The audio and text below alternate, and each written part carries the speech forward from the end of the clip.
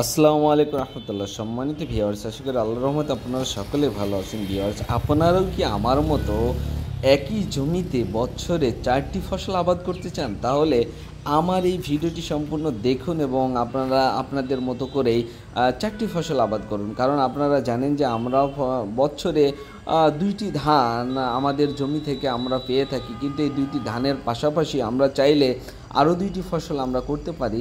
সেখানে একটি বিষয় আপনাদেরকে প্রসেস অ্যাপ্লাই করতে হবে, কারণ আমরা শীতকালীন যেই ধানটি আমরা কাটি, সেই ধান কাটার আগে আমরা 5 থেকে 7-10 দিন আগে আমরা সেই ধানের জমিতে বিভিন্ন ধরনের, যেমন সরিষা, ছোলা, আপনার খেসারি, এমন ধরনের বীজ আমরা সেখানে বিচরণ করি এবং এই বিচরণকৃত বীজ থেকে আমরা ধান কাটার পরে সেই ধানটা উত্তোলন করে ঘরে তুলি। তার এর পরবর্তীতে আমরা শুধু সার দিলেই বা একটু যত্ন করলেই, বা খুব বেশি যত্নের এখানে প্রয়োজন হয় না। যেমন দেখেন, আমি এবং আমার বাবা আমাদের জমিতে সেখানে ধান কাটার আগেই আমরা খেসারির বীজ বনেছিলাম। সেই খেসারিগুলো অলরেডি কালো কালো হয়ে দেখেন একটু বড় হয়ে গেছে, আগাছা দেখা যাচ্ছে। এবং আমি আমার বাবা সেখানে গিয়েছিলাম, যাই একটু সারও প্রয়োগ করলাম। আর সার প্রয়োগ করার পরে এখন আমাদের এই জমিতে এই খেসারিগুলো অনেক সুন্দর বড় হবে এবং সেই খেসারিগুলো আমরা চাইলে কাটতেও পারবো পরবর্তীতে ধান লাগানোর আগে। এবং এখান থেকে আমরা যদি নাও কাটি খেসারিগুলো, যদি আমরা বিক্রিও করে দিই, তাহলে কাঠা প্রতি আমরা প্রত্যেকটা খেসারি 1 কাঠা 1000-2000 টাকা করে আমরা বিক্রি করে দিতে পারবো, যেটা বিনা পারিশ্রমিকে অন্যরাই উঠাই নিয়ে যাবে।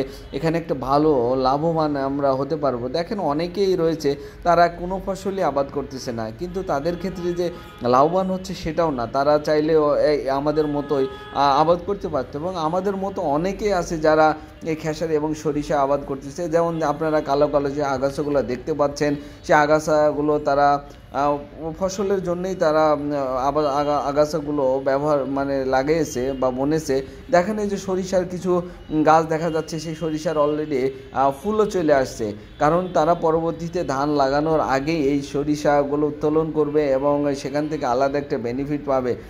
এবং আমরা হয়তোবা মনে করি যে ফসলি জমিতে আরেকটি ধরনের ফসল আবাদ করলে সেখান থেকে হয়তোবা ফলন কমে আসবে।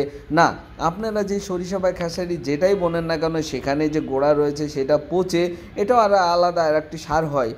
কারণ এখান থেকে এই সারের কারণে এই জমিটা আরও উর্বর হয়ে যায়। কারণ দেখেন আপনারা, এই যে আমাদের খেসারিগুলো কত বড় হয়ে গেছে।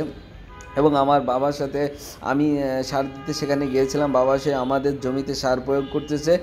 আশা করি আমাদের এই জমির খেসারির যে গাছগুলো 10 থেকে 12 দিনের ভিতরে অনেক গাছে পরিণত হবে এবং বড় লতাপাতা হিসাবে তা তৈরি হবে। আর আশা করি 1 মাসের ভিতরে এই খেসারিগুলো গরুকে ঘাস হিসেবে খাওয়ানো যেতে পারে। আবার যদি মনে করা হয় যে সেটা উত্তোলন করে সেখানে খেসারি আমরা সেখানে বেনিফিট নেব, সেটাও আমরা নিতে পারি। কিন্তু এটা আর একটা ভালো ধরনের